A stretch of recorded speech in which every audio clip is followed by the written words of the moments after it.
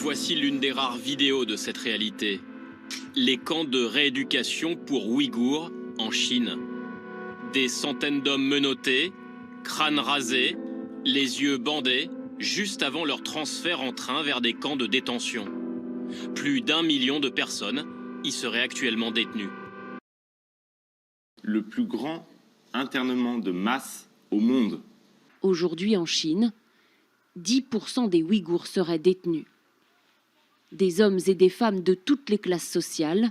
Selon l'ONU, 1 million de personnes y seraient détenues. Selon les derniers chiffres, 1,8 million au minimum de Ouïghours qui sont enfermés, non pas pour ce qu'ils ont fait, mais pour ce qu'ils sont. La pièce faisait 20 mètres carrés environ et il n'y avait pas de fenêtre. À l'intérieur, il y avait une quarantaine de femmes et la moitié d'entre elles étaient debout. Les autres étaient allongées au sol les unes contre les autres. On portait toutes de très lourdes chaînes aux pieds. Dans les cellules, Gulbar décrit des conditions de vie insupportables. Manque d'hygiène, d'eau et de nourriture. À l'intérieur, on découvre des dortoirs qui ressemblent à des cellules de prison. Les témoins y évoquent des tortures et des méthodes de lavage de cerveau. Elle est aussi soumise à des sessions de lavage de cerveau. Elle doit prêter allégeance au Parti communiste chinois. Et si on chantait pas, on n'avait pas de nourriture et ils nous punissaient. Parfois, quand je donnais cours, les policiers armés faisaient irruption dans la classe. Ils étaient 2 ou 3 et sortaient de force des détenus. Ces personnes-là, je ne les ai plus jamais revues. Parfois aussi, le soir, au moment du dîner, on entendait des gens appeler au secours. Ces voix, ce sont les voix les plus misérables que j'ai jamais entendues. Les détenus sont censés être rééduqués. Ils sont en fait torturés et maltraités. Les détenus devaient aussi recevoir des piqûres. Il ne s'agissait pas de piqûres pour les soigner, vous voyez. Ces piqûres, c'était comme de la torture. Elles étaient faites pour prendre le contrôle de leur mental. Ils nous piquaient ici ou là, une fois par semaine. On devait sortir notre bras par une petite ouverture dans la porte. Nous nous sommes rendus compte qu'à cause de ces injections, nous n'avions plus nos règles. Les miennes se sont arrêtées 1 mois après le début de ma détention. Et puis nous ne pensions plus à rien, nous ne pensions plus à nos proches, à nos familles.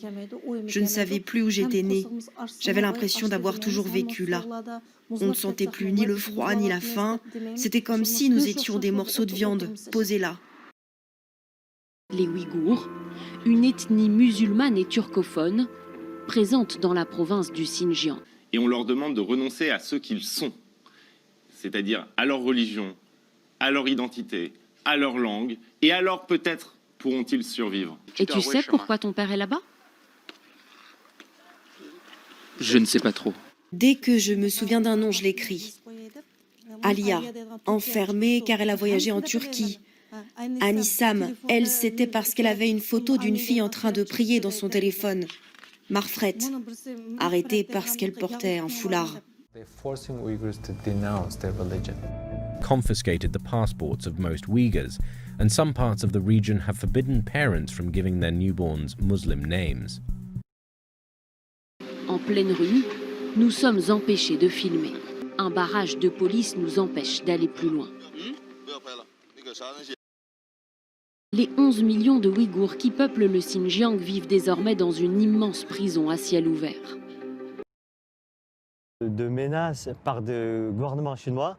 En France? En France, voilà. Les policiers chinois qui demandaient d'envoyer des informations personnelles aux Ouïghours de France à eux. Après, des fois, ils demandent de l'espionnage entre eux.